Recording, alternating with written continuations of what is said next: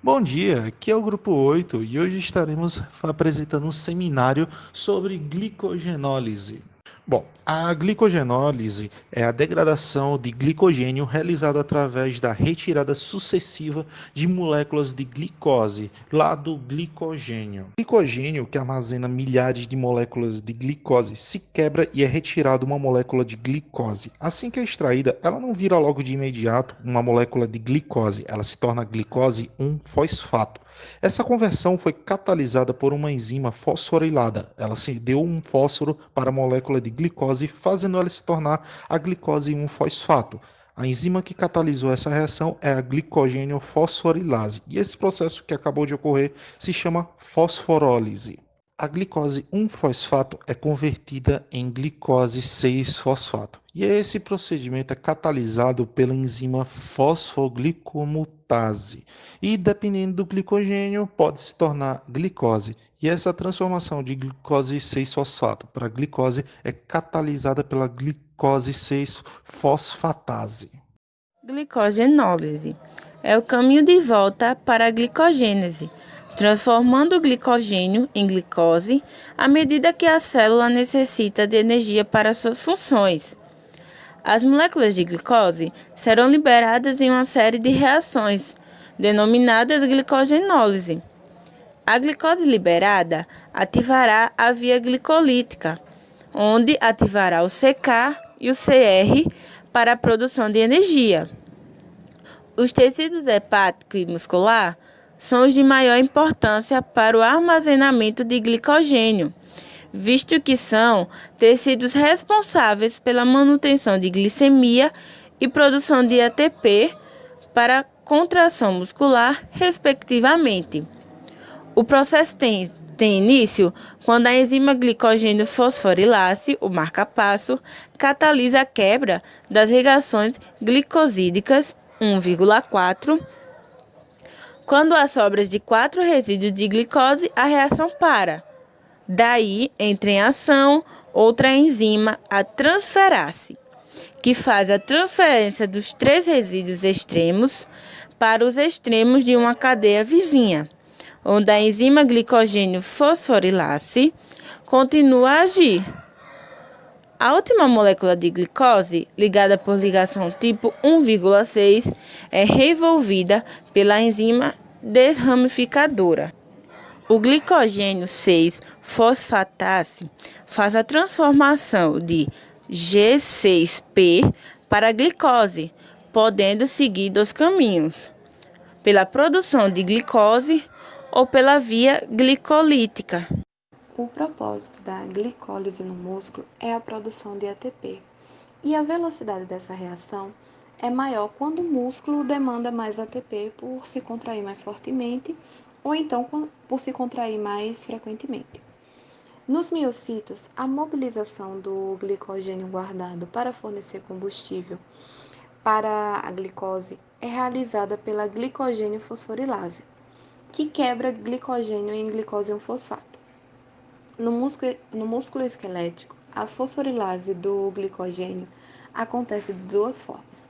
Uma forma catabolicamente ativa, que é a fosforilase A, e uma forma quase sempre inativa, fosforilase B, que domina no músculo. A velocidade dessa degradação de glicogênio no músculo depende de uma parte do valor da relação entre fosforilase A e fosforilase B, que é arrumada pela ação de alguns hormônios, como a epinefrina. A epinefrina é como se ela mandasse um sinal para o músculo esquelético acionar o processo que faz a produção de ATP, que é necessário para a contração muscular. Ativa-se a glicogênio fosforilase para a distribuição de glicose 1-fosfato, que será jogada na via glicolítica. Aplicada no controle hormonal está a regulação alostérica, bem mais rápida, da fosforilase B do glicogênio pela ATP e AMP. A fosforilase B é ativada pelo seu efeito alostérico, AMP, em que sua concentração é aumentada no músculo durante essa quebra de ATP. Na contração, A estimulação da fosforilase B pelo AMP pode ser impedida por altas concentrações de ATP, que acabam bloqueando o sítio de ligação do AMP. E algumas vezes é chamado como forma AMP independente e a fosforilase B como forma dependente do AMP.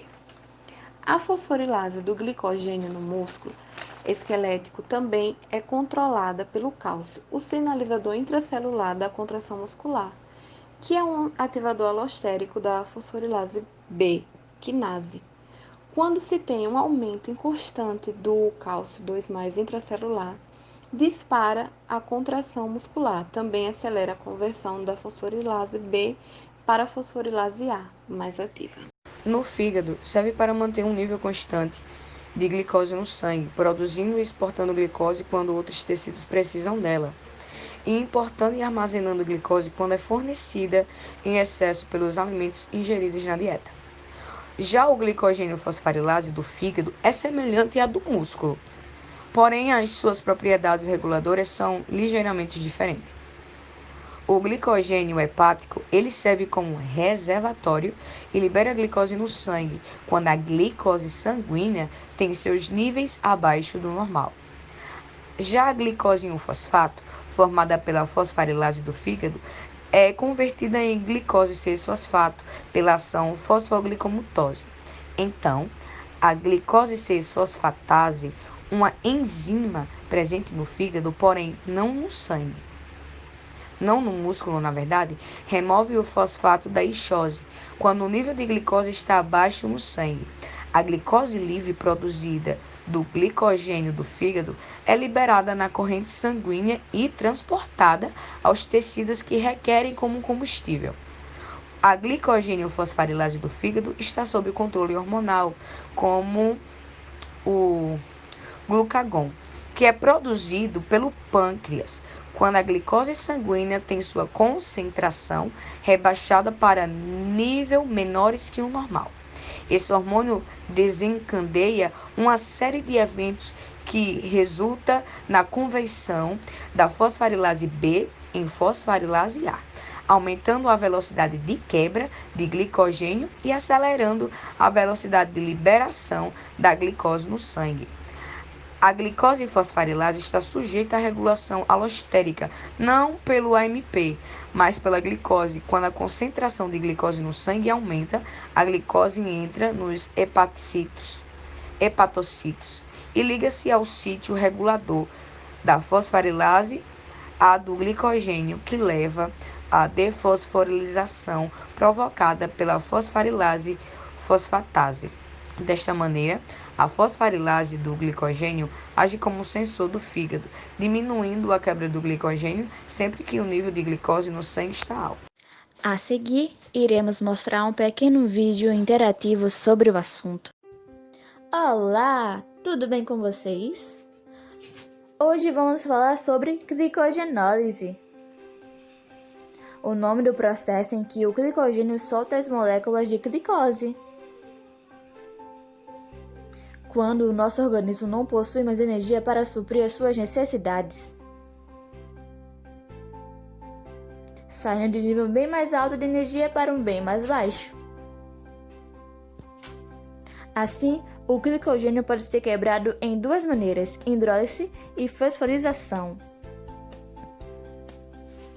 Benefício da fosforização: não utiliza ATP, não sai da membrana celular, já sai ligada a um fosfato. Então vamos aprender! A glicose ligada ao glicogênio se liga a um fosfato inorgânico no carbono 1, tá? Para vocês verem. A glicose 1-fosfato não pode entrar no metabolismo, então a glicose 1-fosfatose transforma a glicose 6-fosfato. Outro exemplo. No músculo, a glicose 6-fosfato pode entrar em vias metabólicas para a produção de energia. No fígado, a glicose precisa estar livre para ser encaminhada na corrente sanguínea, então é liberado o fosfato. Agora ficou bem mais fácil aprender bioquímica. Eu espero vocês no próximo trabalho. Um beijão e obrigada, professor Igor, por essa oportunidade de aprendizado. Até a próxima!